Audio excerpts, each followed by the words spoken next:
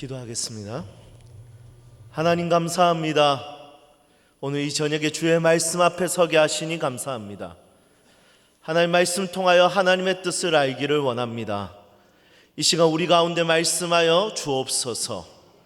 용기가 필요한 자들에게 용기를 주시고, 회개가 필요한 자들에게 찔림을 주시고, 절망을 하는 자들이 있다면 하늘의 희망을 더하여 주옵소서. 성경을 열 때 우리의 마음이 열리게 하시고, 우리의 마음을 열 때 하늘이 열려 주의 음성을 듣는 시간이 되게 하여 주옵소서. 주님, 이곳에 사랑하는 수험생들이 함께합니다.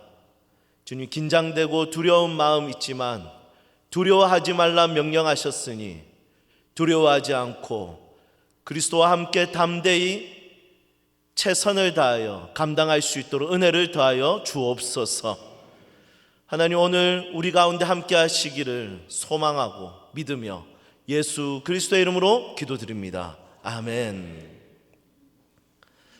네, 우리 한번 옆에 있는 사람들과 인사하도록 하겠습니다. 지을 수 있는 최고의 미소를 한번 지어볼까요? 네, 쏙 쏘는 안 됩니다. 자, 우리 옆에 있는 사람 얼굴 보고 인사하겠습니다. 당신의 얼굴을 보니 살맛이 납니다. 인사하겠습니다.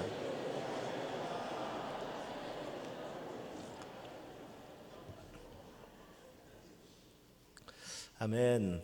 우리 모두가 살맛 나는 인생이 되기를 주님의 이름으로 축복합니다.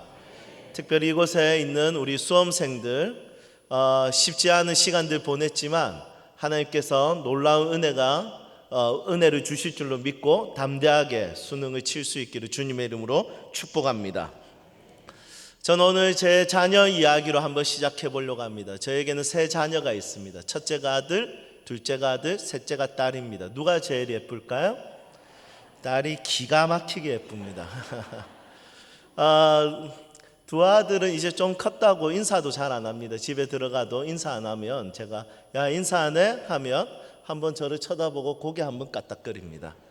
제 마음에 결심했습니다. 두 명은 선교사로 보내기로 결심했습니다. 셋째 딸은 너무 예쁩니다. 그런데 저희 첫째 아들이 6살 때 있었던 이야기를 오늘 먼저 시작해 보려고 합니다. 6살 때 저희 아들이 좋아했던 만화가 있었는데 그 만화는 카봇이라는 만화입니다. 로봇가 자동차로 바뀌고 자동차에서 로봇으로 바뀌는 그런 만화였습니다. 그런데 이 만화 기획사를 저희 부모 입장에서는 그렇게 좋아하지 않습니다. 왜냐하면 이 사람들이 만화만 보여주는 것이 아니라 항상 장난감을 같이 출시하기 때문입니다. 가격이 만만치 않습니다. 하나 가격이 8만 원 정도 합니다. 저희 아들이 그 만화에 큰 은혜를 받고 저에게 이야기합니다. 아빠, 카봇 장난감 사주세요.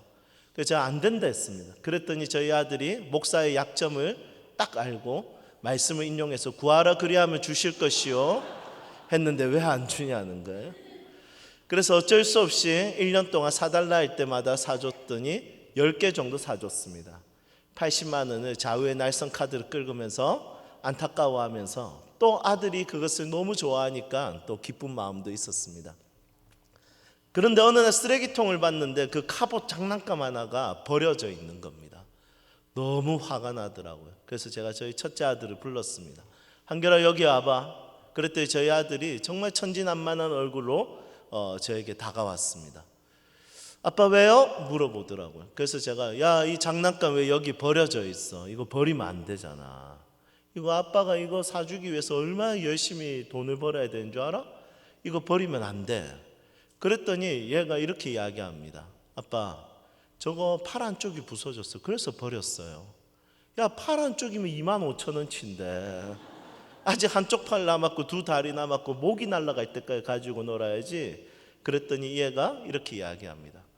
아빠, 팔 한쪽 부서진 것은 필요 없어요. 그래서 쓰레기통에 버렸어요. 순간 얘를 쓰레기통에 버릴 뻔하다가 묵상할 게 있더라고요. 여러분, 6살짜리 아이의 기준이 높을까요? 이 아이는 공의를 할까요? 정의를 할까요? 이 아이는 거룩을 할까요? 아무것도 이해하지 못하는 이 아이에게 팔 한쪽 부서진 장난감은 그냥 장난감이 아니라 폐기 처분시키는, 쓰레기통에 버리는 그런 장난감이었던 것입니다. 묵상할 게 있더라고요. 아무런 기준도 없는데 팔 한쪽 부서진 것을 폐기 처분하는 이 저희 아들과 다르게 우리 하나님은 우리를 버리지 않으신다는 것입니다. 사람은 고쳐 쓰는 거 아니라고 합니다. 왜냐하면 사람은 잘 변하지 않기 때문이죠. 그래서 사람은 고쳐서 쓸 수가 없다고 합니다. 그런데 하나님은 끝까지 우리를 만들어 가십니다. 우리는 사실은 팔 안쪽의 문제가 아니라 머리끝에서부터 발끝까지 전적으로 부패하고 타락된 자들이죠. 우리는 정말 변하지 않습니다. 그런데 하나님은 우리를 결코 가만히 내버려 두지 않으시고 끝까지 우리를 만들어 가십니다. 저도 가만히 생각해 보니까 목사다워서 목사가 되지 않았더라고요. 저는 청소년 사역과 청년 사역을 오래 했다 보니까 그 아이들에게 맞는 사역의 습관들이 있습니다. 그런데 이게 잘 바뀌지 않더라고요. 10년 전에 이제 교회를 개척했는데 어른들을 만나보니까 어른들은 목사가 조금 더 진지하고 또 거룩하기를 원하시더라고요. 그런데 한 집사님의 모친이 돌아가셔서 이제 제가 장례를 정말 진지하게 또 위로하는 마음으로 함께 이렇게 집례를 해드렸습니다. 그리고 집으로 돌아와서 보통 발이 나고 나면 한 6시간 뒤가 이제 함께 사랑했던 추억이 떠오르면서 너무 힘들다고 하더라고요. 그래서 저는 6시간 뒤에 딱 맞춰서 문자를 딱 보내거든요. 그 문자를 이제 또 제가 보냈습니다. 이렇게 보냈습니다. 하나님의 위로와 은혜가 집사님과 유가족들에게 함께 있기를 기도하겠습니다. 그리고 전송을 바로 눌려야 되는데 키읔을 붙인 겁니다. 왜냐하면 청소년 청년 사역을 오래 했다 보니까 문자에 키읔 히읗 이게 습관이 돼버린 겁니다. 그래서 제가 청소년들 청년들 만나면 밥 먹었어? 크크크 뭐해? 크크크 나와 크크크 치킨 먹자 크크크 너는 예수 피보다 닭 피가 더 좋잖아 크크크 뭐 이런 걸 이제 제가 보내거든요. 그러다 보니까 이제 이게 습관이 되어서 모친이 돌아가신 집사님한테 키읔을 붙인 겁니다. 여러분 목회 망했습니까? 안 망했습니까? 이거는 뻔한 일입니다. 이거 소문나면 이제 끝났습니다. 아, 주님께서 일찍 개척시키더니 일찍 문 닫게 하시나 보다 생각도 했습니다. 그런데 이 집사님이 이제 이 카톡을 읽으셨어요. 그래서 일이 없어졌는데 답장이 없으신 거예요. 아, 진짜 끝났다. 아, 집사님 이제 다른 교회 가시겠다 생각하고 주일을 기다렸습니다. 주일날 제가 설교하는데 한참 있다가 이 집사님 가정이 들어오시는 겁니다. 그리고 설교 끝나고 예배 다 끝나고 이제 집사님께 제가 가까이 가서 인사를 드렸습니다. 집사님 모친을 보내드린다고 정말 수고 많으셨습니다. 가정에 하나님의 은혜가 함께 있기를 기도하겠습니다. 그랬더니 집사님이 너무 깍듯하게 저한테 인사를 하셨습니다. 목사님 덕분에 어머니 잘 보내드릴 수 있었습니다. 목사님 정말 감사합니다. 크크크 이러고 지나가시네요.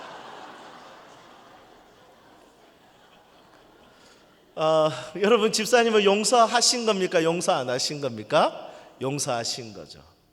저는 목사다워서 목사된 것이 아니라 저는 여전히 용서받고 있습니다. 저는 여전히 하나님의 만지심, 하나님의 인도하심, 성령의 만들어 가심이 제 안에 있다는 것이죠. 어떻게 보면 우리는 수능 점수 하나에 또 한 번의 실수로 인해서 우리의 인생이 내려앉을 것 같지만 우리의 인생은 결코 그렇지 않습니다. 나의 수가 끝나도 하나님의 수는 끝나지 않습니다. God's move, 그분이 움직이시는 수가 있다는 것입니다. 그래서 우리를 향한 그분의 수가 끝나지 않기 때문에 여전히 우리의 인생에는 소망이 있고 희망이 있고 기쁨이 있다는 것입니다. 오늘 이 은혜가 이곳에 있는 수험생들과 또 학부모님들과 모든 성도들에게 있기를 소망하고, 그래서 희망을 가지는 것에 있어서 주눅들거나 위축되지 않기를 주님의 이름으로 축복합니다.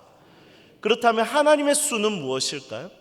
사도행전 1장 8절 말씀을 우리 한번 읽어보도록 하겠습니다. 사도행전 1장 8절 말씀입니다.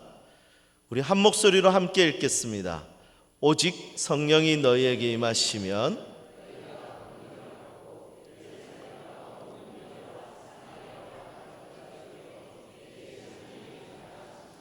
아멘.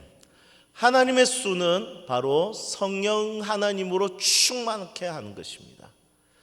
우리 여기에 우리 수험생들 중에 우리 고3 남자친구들 한번 손 들어 보시겠습니까? 네. 우리 이 친구들한테 박수 한번 주실까요? 네. 우리 왜 남자애들한테만 박수를 줬냐면 여자애들 서운해할 필요 없습니다. 저 친구들은 내년에 군대를 가야 됩니다. 안타깝습니다. 군대 가면 이 친구들이 군대 가면 놀랄 일들이 몇 가지 있습니다. 첫 번째는 총소리가 엄청 큽니다. 그래서 기마개를 끼고 총을 쏩니다. 그리고 두 번째는 수류탄 파괴력이 장난이 아닙니다. 수류탄을 물에 던지는데 땅이 진동합니다. 군대라는 것은 과학적 집단이지 않습니까? 그런데 수류탄 던지는 날은 이 조교들이 미신을 믿습니다. 어제 꿈자리 사나웠던 훈련병들 거수, 그러면 또 몇 명이 손을 들어요. 그러면 어떻게 하냐면 조교들이 열외 이렇게 이야기해요. 그만큼 파괴력이 크다는 거죠. 수류탄 떨어졌을 때 내가 안고 아야 이 정도가 아니라 그냥 15m 안에 있는 사람들은 다 죽어버립니다. 그만큼 파괴력이 있습니다. 그런데 하나님의 수가 뭐냐면 성령을 우리에게 주시는 것입니다. 그러면 우리 안에 권능이 일어납니다. 이 권능이 헬라어로 두나믹스고, 이 두나믹스에서 나온 영어가 다이나마이트, 폭탄입니다. 성령 하나님의 능력은 시시한 능력이 아니라 우리의 삶을 뒤집어버리는, 우리의 삶을 바꿔버리는, 절망을 희망으로 만들 수 있고 꿈꾸지 못하는 자들을 꿈꾸게 하고 소망을 잃어버린 자들을 다시 일으키는 그 능력이 성령의 능력이라는 것입니다. 그래서 저는 오늘 성령의 능력은 어떤 능력인가에 대해서 같이 살펴보면서 함께 수험생들과 학부모님들과 그리고 온 성도들에게 하나님의 말씀을 전하려고 합니다. 그분의 음성을 들을 수 있기를 주님의 이름으로 축복합니다. 성령의 첫 번째 능력은 바로 미래를 꿈꾸게 하는 능력입니다. 우리 2장 17절 말씀 같이 한번 보겠습니다. 우리가 너무 잘 아는 말씀입니다. 찬양에도 있는 그런 말씀입니다. 우리 2장 17절 우리 한 목소리로 함께 읽겠습니다. 하나님이 말씀하시기를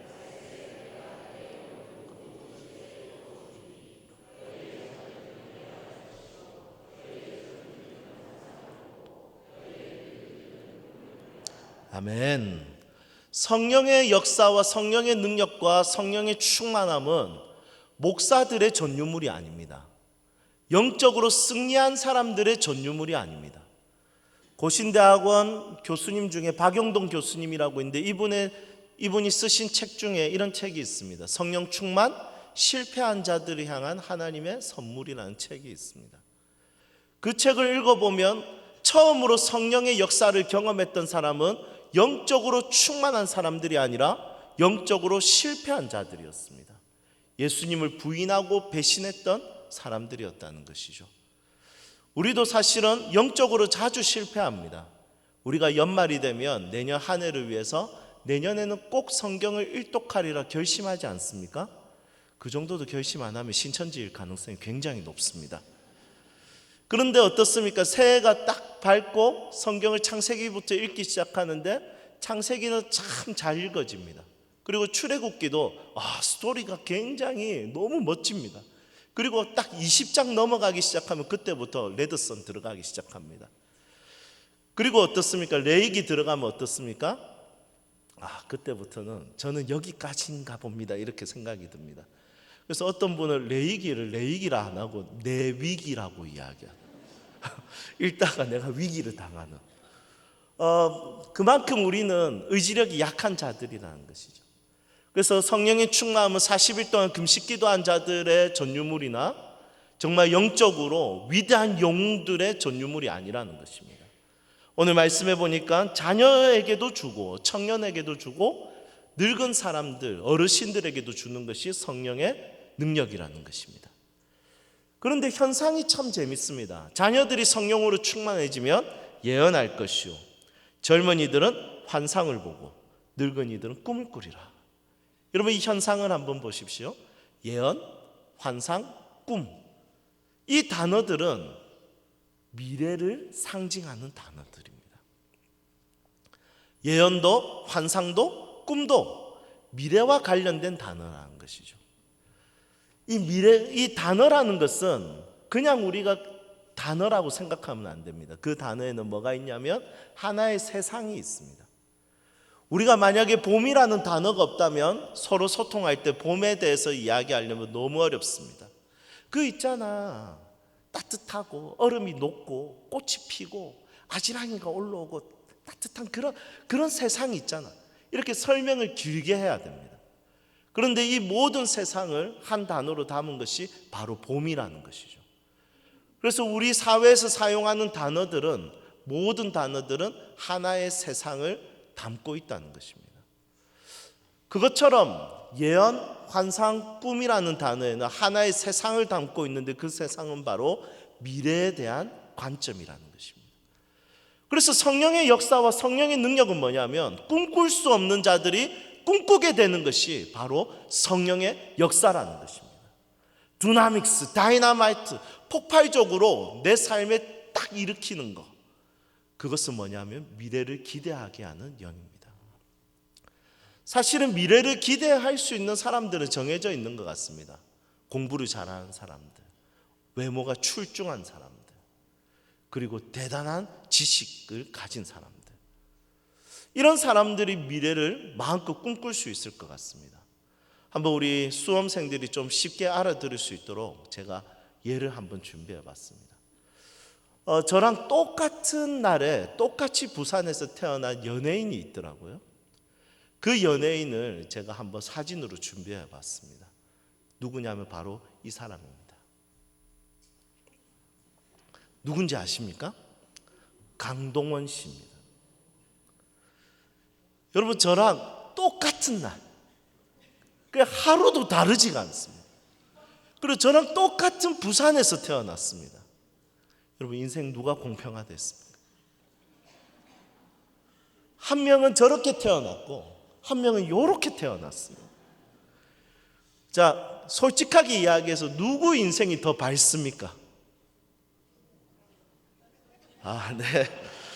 은혜 받으신 분들은 저라고 이야기할 거고, T인 사람은 저 사람이라고 이야기해요.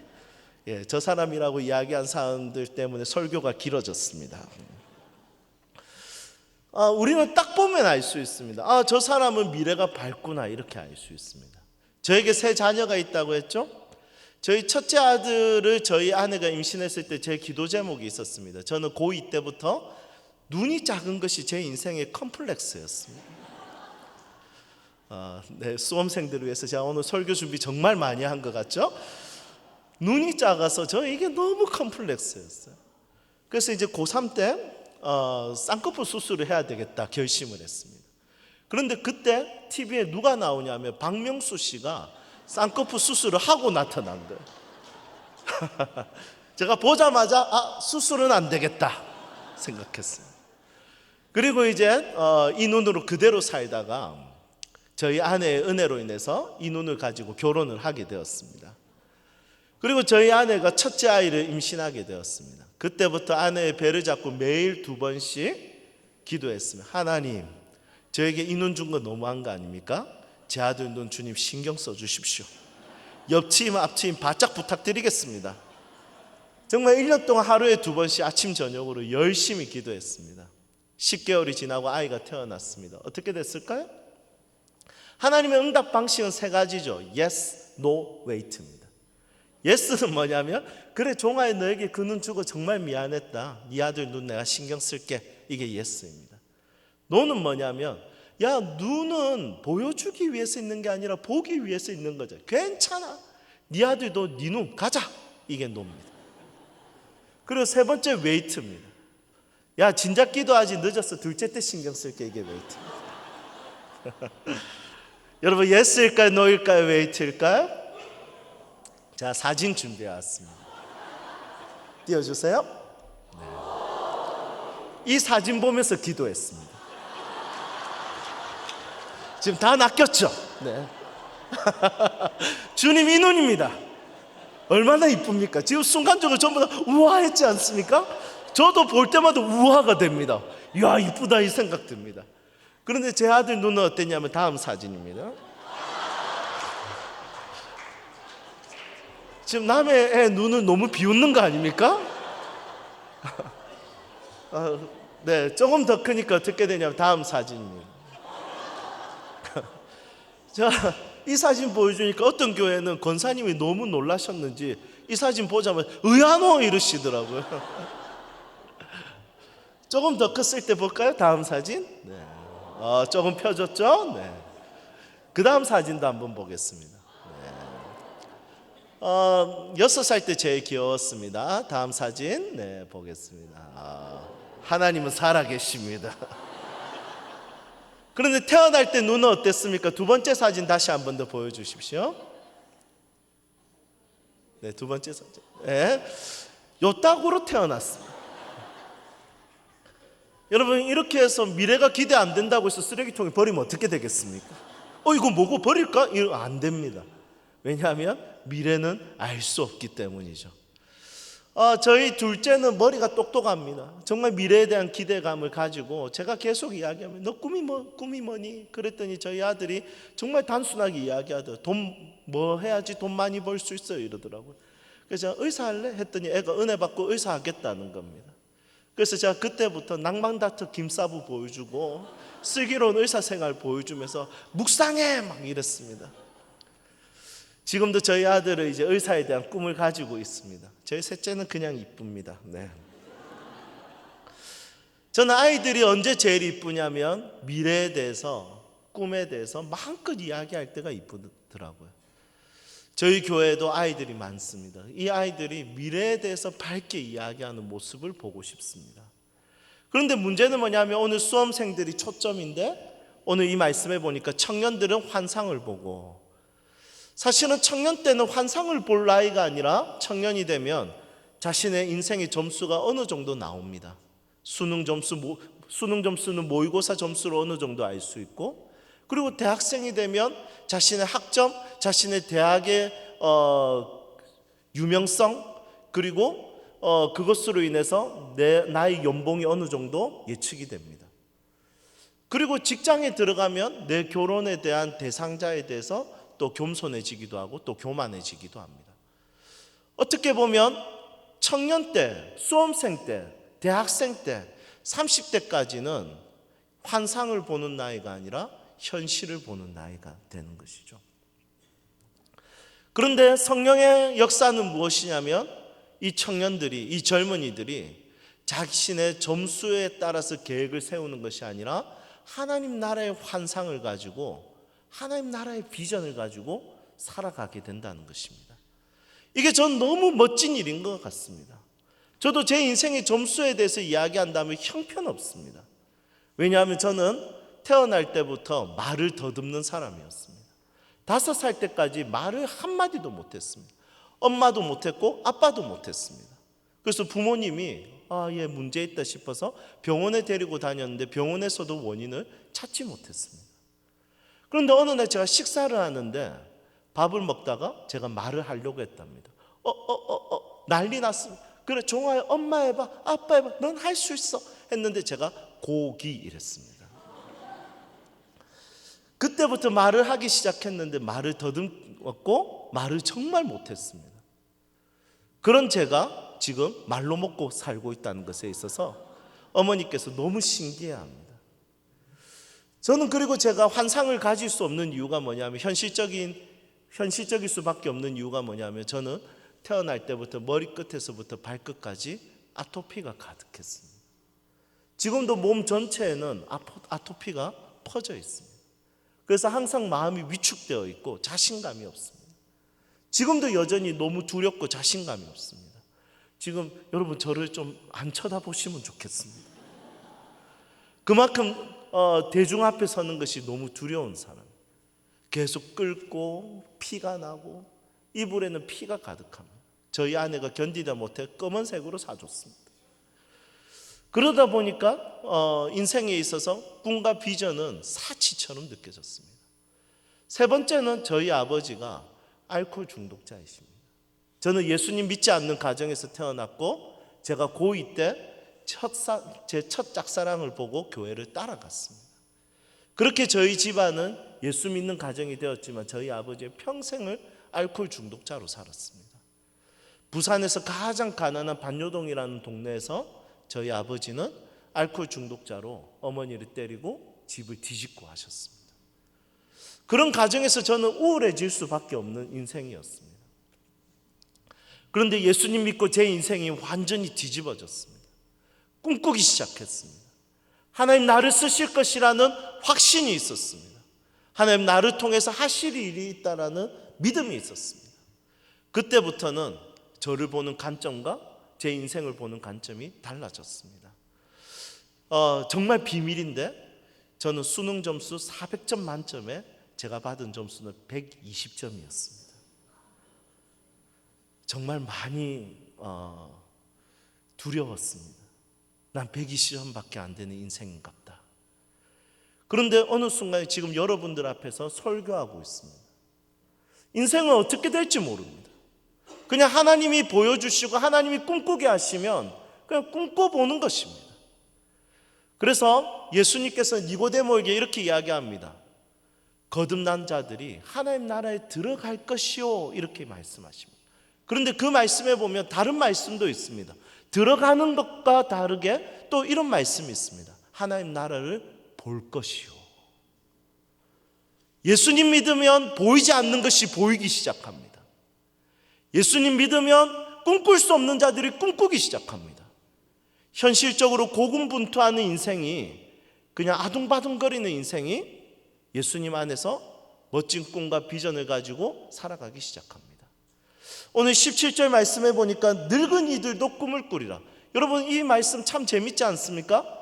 늙은이와 어울리는 단어는 차라리 예언이라고 했으면 품격이라도 있어 보입니다. 그런데 어르신이 꿈을 꾼다는 것은 너무 재밌는 이야기입니다. 연세가 90인데 내 꿈은 대통령, 어울리지 않습니다.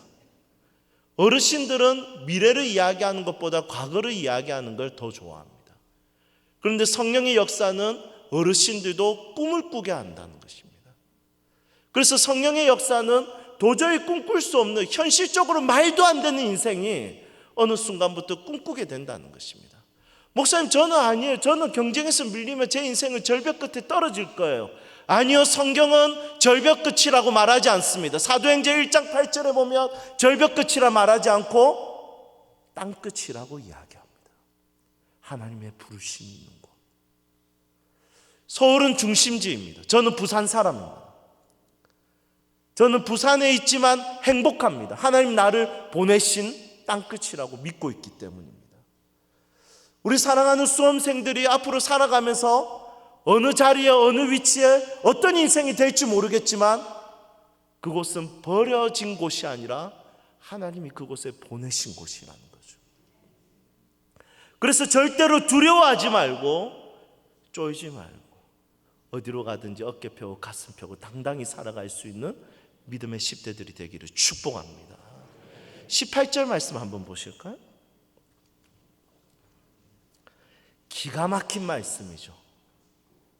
성령의 역사는 어르신들만 꿈꾸게 하는 것이 아니라 종들도 미래를 말하게 합니다. 남종과 여종, 이 당시는 신분 사회였기 때문에 종들은 꿈꿀 수 없는 세상이었습니다. 그런데 성령의 역사는 종들도 꿈꾸게 하는 놀라운 역사라는 것입니다.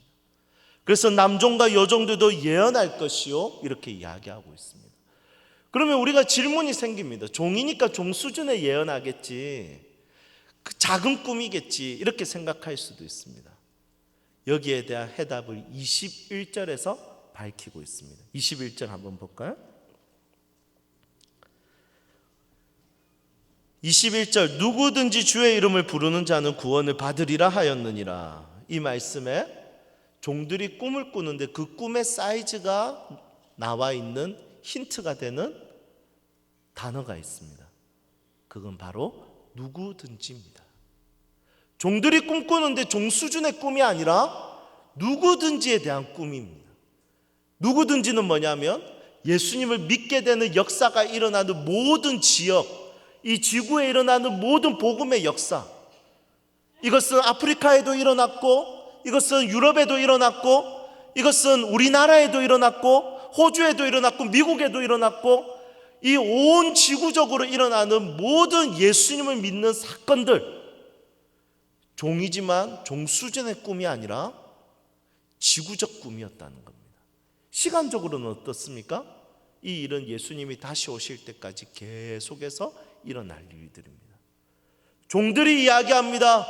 누구든지 지구적으로 예수님이 다시 오실 때까지 1000년 뒤든 2000년 뒤든 예수님을 믿으면 구원을 받는 일이 일어날 거야. 지구적인 꿈을 가지고 선포합니다. 성령의 역사는 우리의 꿈과 비전이 위축되지 않고 주눅들지 않고 어깨 펴고 가슴 펴고 당당히 살게 되는 놀라운 꿈이라는 것입니다. 그래서 저는 이 말씀을 이해하기 위해서 세상에서 가장 큰 나무가 무엇인지 찾아봤습니다. 그 나무는 제너럴 셔먼이라는 나무더라고요. 한번 띄워주시겠습니까? 여러분, 이 나무는 아마 집집마다 한 그루씩 다 있으실 것 같은데 그렇게 크진 않습니다. 84m밖에 안 됩니다. 높이가. 지금 중간에 빨간 점이 보입니까? 그게 사람입니다. 이 나무가 나이가 한 4000살에서 6000살 정도 된다고 보더라고요. 한번 밑둥을 한번 보도록 하겠습니다. 다음 사진. 여러분, 이렇게 큰 나무의 시작은 어땠을까요? 이 나무의 씨앗을 한번 찾아봤습니다. 다음 사진 한번 보실까요? 여러분, 이 작은 씨앗이 저렇게 큰 나무가 되었습니다. 이 씨앗을 보면서 84m의 나무를 누가 꿈이라도 꾸겠습니까? 그런데 이 씨앗 안에는 그만큼 자랄 수 있는 놀라운 잠재 능력이 있었습니다. 그렇다면 우리는 얼만큼 자랄 수 있을까요? 성경에는 이렇게 이야기합니다. 너희는 예수의 장성한 분량까지 자란다고 말씀하십니다. 84m 정도가 아니라 예수님만큼 자라고 예수님이 하신 일을 하고 예수님의 꿈을 가지고 예수님의 손과 발이 되어서 모든 민족의 제자로 삼을 수 있는 놀라운 사람으로 자랄 수 있다는 것입니다. 수능은 중요한 과정입니다. 내 인생에 있어서 성실함을 테스트할 수 있고 나의 지적 능력을 테스트할 수 있고 나의 문해력을 테스트할 수 있는 중요한 시간입니다. 그런데 이 수능이 내 인생을 망가뜨리거나 또 이 수능 때문에 내 인생을 대단하게 만들거나 그렇게 할 수 없습니다. 내 인생은 수능의 점수대로 되거나 내 계획대로 되거나 누구의 평가대로 되는 것이 아니라 하나님의 뜻대로 되는 것이기 때문입니다. 우리는 인생에 대해서 그렇게 많이 계산할 필요 없습니다. 왜냐하면 우리는 내 계산대로 되는 인생이 아니라 주님의 계획대로 되는 인생이기 때문입니다. 내 뜻대로 되지 않아도 괜찮습니다. 주 뜻대로 될 것입니다. 우리 학부모님들 끊임없이 아이들을 축복해 주십시오. 수능 점수 상관없이 아이들을 위로하고 격려해 주십시오. 하나님이 동행하는 아이들입니다. 하나님이 이 아이들을 향한 놀라운 계획이 있습니다. 제가 몇 년 전에 수능과 관련돼서 참 감동적인 에피소드를 이야기를 한번 본 적이 있습니다. 수능 치는 자녀에 대해서 부모가 참 그날은 너무 다 같이 긴장되지 않습니까? 그래서 그 가정도 너무 긴장이 되는데 수능 치는 그날 아침에 어머니가 아이를 위해서 식탁을 준비해 줬는데 아침 식사를 준비해 주는데 그 식탁의 국이 뭐였냐면 미역국이었습니다. 여러분, 미역국은 사실은 시험을 앞두고 있는 사람에게 주는 것은 이게 우리나라의 정서에 안 맞지 않습니까? 왜냐하면 미끄러진다 이렇게 해서 너 수능 잘 못 보게 될 거야 이런 뜻을 가지고 있습니다. 그런데 이 어머니가 미역국을 딱 줬더니 아이가 신경질을 냅니다. 엄마, 이거 내가 먹고 떨어지면 그랬더니 엄마가 뭐라고 하냐면 먹어. 너 수능 잘 못 치면 네 때문이 아니라 내가 미역국 끓여줘서 그런 거야. 그러니까 두려워하지 말고 실컷 먹고 가서 열심히 해봐. 그거 네 책임 아니야. 내가 미역국 끓여줘서 그런 거야. 이 어머니의 지혜가 참 멋지다는 생각이 듭니다. 우리 인생에 한 번에 내려앉을 것 같은 그런 수많은 실수와 부족함이 있겠지만 여전히 하나님의 계획은 절대로 꺾이지 않습니다. 하나님의 놀라운 계획이 우리 사랑하는 친구들과 가정과 이 교회에 이루어지기를 주님의 이름으로 축복합니다. 그렇다면 우리는 왜 꿈꿀 수 있을까요? 그게 성령의 두 번째 능력입니다. 그것은 예수님이면 가능하기 때문입니다. 21절에 보니까 주의 이름을 부르는 자는 구원을 받으리라. 예수님이면 구원하실 수 있습니다. 지옥 가는 인생을 예수님이면 천국 가게 할 수 있습니다. 절망하는 인생을 예수님이면 희망으로 바꿔주십니다. 슬픈 마음 있는 자, 몸과 영혼 병든 자, 누구든지 부르시오. 예수 이름 부르시오. 그 이름을 믿는 자, 그 이름을 외치는 자, 그가 어떤 사람이든 그는 구원 얻으리. 예수님이면 우리 인생을 살릴 수 있습니다. 예수님의 능력, 예수님의 이름이 능력의 이름이고 예수님의 이름이 우리를 살게 하는 이름이기 때문에 우리는 뭐 하나 잘못됐다고 해서 위축되지 않습니다. 순간적으로 슬프고 두려울 수도 있지만 결국 예수님이면 우리의 인생을 살릴 수 있다는 믿음 때문에 다시 언제든지 일어날 수 있는 사람들이 바로 그리스도인이라는 것입니다. 제 제자 중에 태어날 때 1.4kg으로 태어난 제자가 있습니다. 그래서 이 친구는 태어날 때부터 굉장히 큰 위기가 있었습니다. 한번 사진 한번 보실까요? 인큐베이터 안에 있는 사진입니다. 네, 이 사진 말고요. 다음 사진. 네, 너무 작고 너무 안쓰럽지 않습니까? 그런데 이 친구가 태어나서 하나님께서 이 친구에게 복을 주시기 시작하는데 몇 배의 복을 주시냐면 100배의 복을 주셨습니다. 그래서 140kg가 됐습니다. 다음 사진 보겠습니다. 지금 옆에 저입니다. 네, 저 때 제가 90kg이었는데 저 친구가 140kg였어요. 여러분, 이 친구가 100배의 살의 복을 받고 손가락 끝까지 부흥을 경험하고 건강해지기 시작했는데 문제는 뭐냐면 자존감이 낮아졌습니다. 왜냐하면 초등학교 들어갈 때 이 친구가 80kg이었거든요. 그래서 이 친구 별명이 뭐였냐면 돼지였습니다. 그리고 중학교 들어갈 때 120kg였습니다. 별명이 뭐였을까요? 돼지였습니다. 그리고 고등학교 들어갈 때 이 친구가 140kg를 찍었습니다. 별명은 돼지였습니다. 이름을 제대로 불려본 적이 없습니다. 그래서 항상 이 친구는 자기가 돼지라고 생각하며 살았습니다. 그렇게 절망하면서 인생을 살다가 교회에 오게 되었고 이 친구가 예수님을 영접하게 되었습니다. 교회에서 사람들은 이 친구에게 성은아 이렇게 불러줬습니다. 그리고 성경에는 이렇게 이야기합니다. 네 이름을 내 손에 새겼다라고 이야기합니다. 성은아. 이 이름을 듣는 그 교회 안에서 이 친구 위로가 되었고 그리고 이 친구 결국에는 80kg을 빼고 삼성에 취업하게 되었습니다. 너무나도 멋있고 너무나도 아름답다라는 생각이 듭니다. 예수님이면 어떤 인생이든 살릴 수 있습니다. 정말 이 과정이 너무나도 중요한 과정이지만 우리의 전 인생을 놓고 봤을 때 실패해도 우리는 언제든지 역전할 수 있습니다. 왜냐하면 예수의 이름은 구원의 이름이기 때문입니다. 저는 오늘 제 제자에게 있었던 이야기 하나를 하고 오늘 말씀을 마무리하려고 합니다. 제가 교회를 개척할 때는 제가 하고 싶어서 하진 않았습니다. 10년 전에 교회를 개척했는데 담임 목사님이 저를 부르셨습니다. 그때는 저는 목사도 아니었습니다. 이제 신학교를 졸업하고 이제 전임 사역을 준비하고 있었습니다.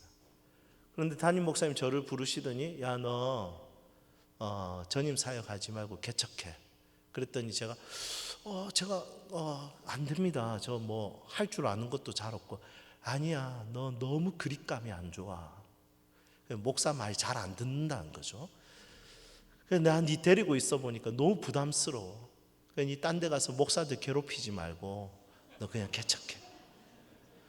그래서 제가 안 된다 했어요. 그랬더니 저희 목사님이 그럼 기도해봐. 그래서 제가 집에 가서 이제 저희 아내한테 이야기했어요. 아내, 목사님 개척하는데 어떻게 할까 했더니 저희 아내가 집에서 나가라 하더라고요. 왜냐하면 저희 아내는 개척교회 목사 딸이거든요. 3년 개척했는데 3년 만에 문을 닫았습니다. 너무 힘들어서. 그래서 저희 아내도 너무 고생을 많이 했습니다. 그래서 저도 이제 어차피 나도 할 마음 없으니까 나 집에서 안 나갈래 하고 집에서 이제 한 달 동안 아내랑 어쨌든 기도를 해봤습니다. 기도를 해보니까 개척할 이유들이 몇 가지 생겼습니다. 그 중에 하나가 뭐냐면 저는 소년원 사역을 오래 했는데 그 소년원 아이들을 위해서 교회를 개척해야 되겠다 마음을 먹었습니다. 그래서 오후 예배를 없애고 오후에는 소년원에 들어가서 그 아이들을 공과를 가르치고 성경을 가르치는 일들을 하자는 의미로 교회를 개척하기로 마음을 먹었습니다. 그리고 이제 마음을 먹고 담임 목사님 찾아갔습니다. 목사님 저희 개척하겠습니다 했더니 목사님이 그때서야 말씀하십니다. 너무 잘 됐다. 그런데 안 도와줄 거니까 알아서 해 이러시죠. 그래서 저희 가족 5명이 교회를 개척했습니다. 아무것도 없이 통장에 20만 원 가지고 한 작은 카페 빌려서 교회를 개척했습니다. 교회를 개척하고 나서 너무 심심하더라고요. 왜냐하면 목회할 대상이 없는 거예요. 저희 아내한테 제자훈련 받을래 물어보니까 니나 받아라 하더라고요. 너무 심심해서 뭐하지 하다가 도저히 안 되겠다 싶어서 소년원에서 출소하는 아이들 5명 데리고 교회를 개척했습니다. 그런데 이 5명이 엉망진창입니다. 예배 드려보니까 정말 쉽지 않았습니다.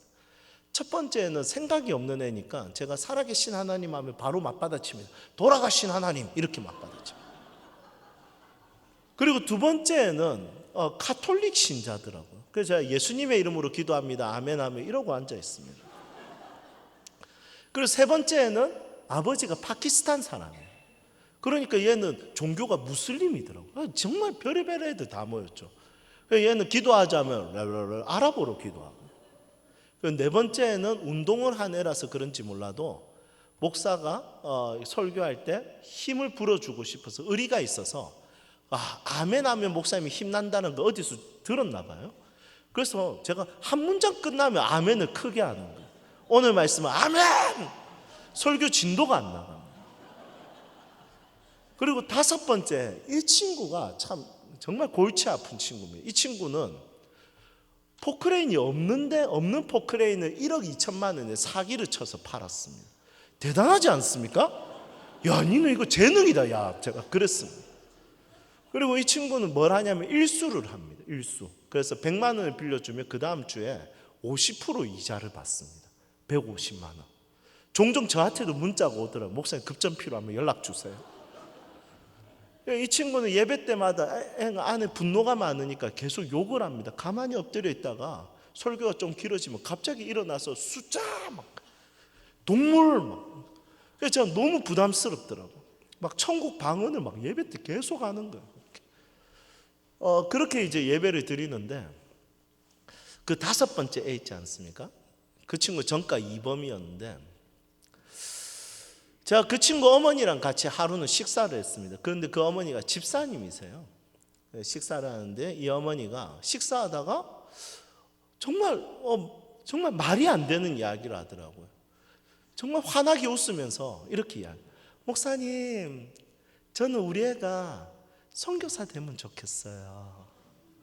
그래서 제가 그때부터 그냥 쏟아부었습니다. 집사님 정신 차리세요. 애 전과 2범이고 지금 없는 포크레인 1억 2천만 원 팔고 지금 애가 일수 때 목사한테 급전 필요하면 연락 달라고.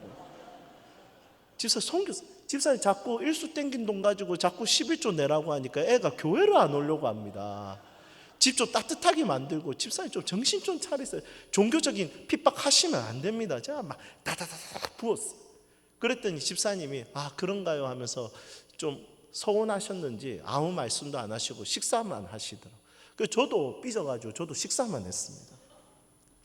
이제 식사 다 하고 이제 나오면서 이제 결제하고 제가 인사드렸어요. 집사님 조심히 들어가세요. 그랬더니 집사님도 저에게 인사하시더라고요. 조심히 들어가세요, 목사님. 그리고 이제 한참을 가는데 집사님 가시다가 갑자기 뒤로 딱 보시더니, 목사님, 저는 그래도 저희 애가 선교사 될 것 같아요. 그래서 제가 가면서 그걸 들었지 않습니까? 듣고 제가 하면서 제가 앞으로 가면서 제가 뭐라고 했냐면, 안 될걸? 이러고 집에.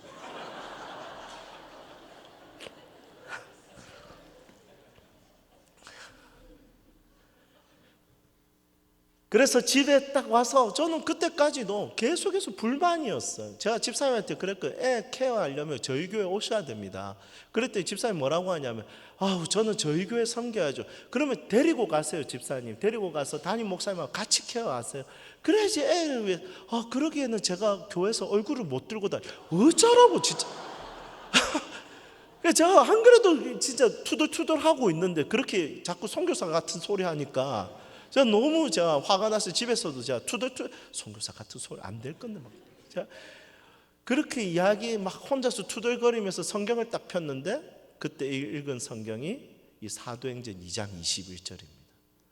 누구든지 주의 이름을 부르는 자는 구원을 얻으리라. 저는 목사인데 누구든지에서 이 아이를 제외시킨 거예요. 복음은 누구든지에서 제외받을 사람이 없습니다. 복음은 어떤 자들에게나 누구에게나 구원의 역사를 일으키는 놀라운 이름이라는 것입니다.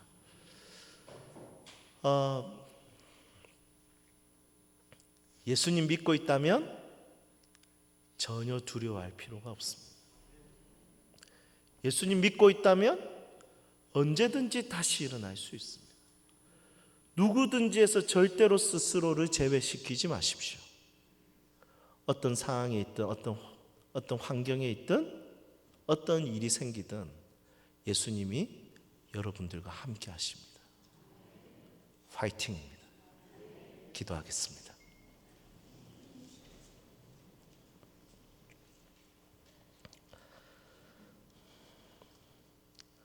하나님, 성경에는 과거를 바꾼 이야기는 없고 성경에는 현재와 미래를 바꾼 놀라운 일들이 가득해 있음을 보게 됩니다. 주님, 이제 앞두고 있는 수능은 곧 과거가 될 것입니다. 과거에 집착하지 않고 하나님이 꿈꾸게 하시는 놀라운 은혜 아래서 마음껏 주눅들지 않고 위축되지 않고 어깨 펴고 가슴 펴고 당당하게 살 수 있는 하나님의 사람들이 되게 하여 주시옵소서. 성령의 역사가 우리의 삶을 뒤집어 버리기를 소망합니다. 성령님 일하여 주시옵소서. 하나님, 꿈꾸는 인생이 되게 하여 주옵소서. 하나님, 수능을 치러 가는 그 발걸음 가운데 함께 하여 주셔서 나를 위해서 기도하는 믿음의 어른들, 가족들, 또 나의 삶과 동행하신 예수님으로 인해서 하나님 다시 한 번 더 믿음으로 걸음을 옮길 수 있도록 이곳에 있는 수험생들을 축복하여 주시옵소서. 하나님, 기도합니다. 눈물 흘릴 때도 있었고 또 어떨 때 기대감도 있었지만 수능을 앞두고 있으니 계속해서 불안합니다. 주님, 오늘도 말씀하여 주십시오. 두려워하지 말라. 내가 너와 함께함이라. 내가 너를 잊지 않겠다. 주님, 이 음성이 가장 크게 들리게 하여 주옵소서. 예수님이 공생애를 시작할 때 하늘로부터 이는 내 사랑하는 아들이요 기뻐하는 자라는 이 음성이 들렸듯이 하나님, 수능 치러 가는 그 발걸음에서도 너는 나의 아들이야, 나의 딸이야, 내가 너와 함께하노라. 괜찮아. 이 음성이 제일 크게 들리게 하여 주시옵소서. 주님, 우리의 삶에 놀라운 계획이 있을 줄로 믿습니다. 예수 그리스도의 이름으로 기도드립니다. 아멘.